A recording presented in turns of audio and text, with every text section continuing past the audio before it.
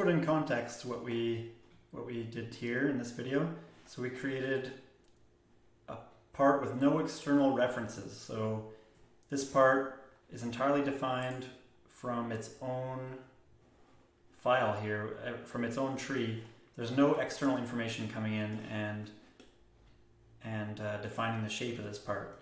So a next step in future videos, we're going to cover making assemblies also. Of course, the aircraft is an assembly, and this wheel would probably go in the assembly of the landing gear, and the landing gear would be a sub-assembly of the aircraft. And you can create assemblies of parts like this that have no external relations, and in that case the assembly only defines the position, the relative position of all the parts in that assembly. So that would be called a bottom-up assembly. So we'll just go take a look at sort of a concept for an aircraft, and you can see here in the tree we have an assembly and we have sub-assemblies in here.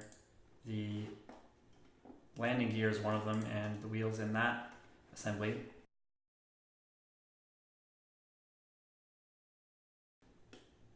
Sometimes you'll want to take information from other parts, reference geometry within your assembly to define not just where the part is, but its shape. And that is called a top-down assembly, and it creates in-context parts or parts with external references.